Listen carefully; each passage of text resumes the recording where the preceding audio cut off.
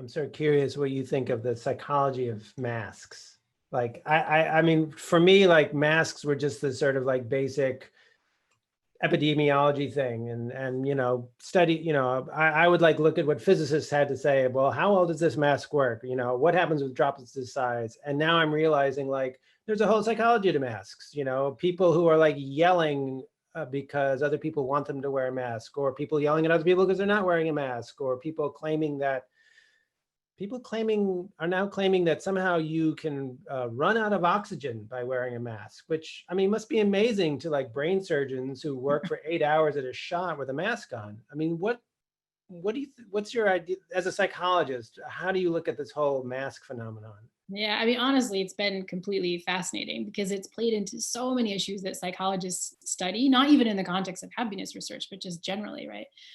So one of the spots where I think masks have gotten really interesting is that for whatever reason, they've become an incredibly partisan issue.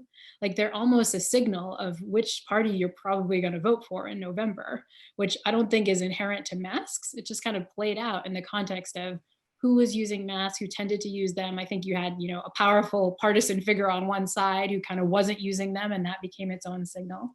And so what you're finding is that masks end up being a marker for our group status. And we know that, like, we are a deeply groupy, deeply tribal species where we care a lot about affiliating with our own party and kind of avoiding what the out group is doing and kind of signaling that quite strongly.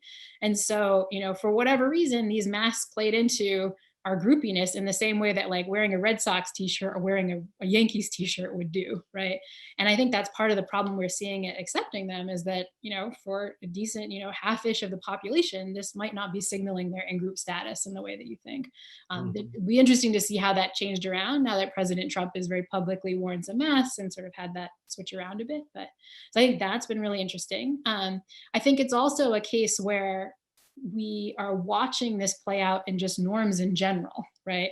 Like of how you wear it and what's appropriate to do. Right. I think, we all have kind of questions about this is like, what's the norm? If I'm walking down the street and somebody's not wearing a mask, should I say something? Is that the normative thing to do? Or does that make me a jerk? Is that like a good thing to do? Not just like morally responsible to do, but maybe morally obliged to do to tell somebody to do it? Do you tell, the people who are wearing the like nose mask, like, are you obliged to tell them to pull it up? Because that's not right. These are kinds of moral negotiations that we navigate in other contexts, right? But we Yes. haven't had to do them in the context of this crisis. And so, and then I think also, I think people, we haven't had a history of wearing masks in this country. And so I think we just haven't really learned a lot about how they work and why they're so good and why they're so powerful.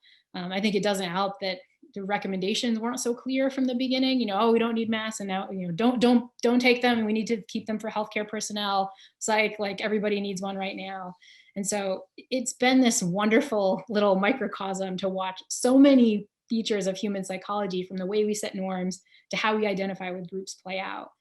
The sad thing is, like, none of those features of human psychology are helping people for the most part, like stick on a mask and just wear it to protect everyone. And so part Right. of it is like conversations about how we can harness those features of psychology to maybe get people to do better.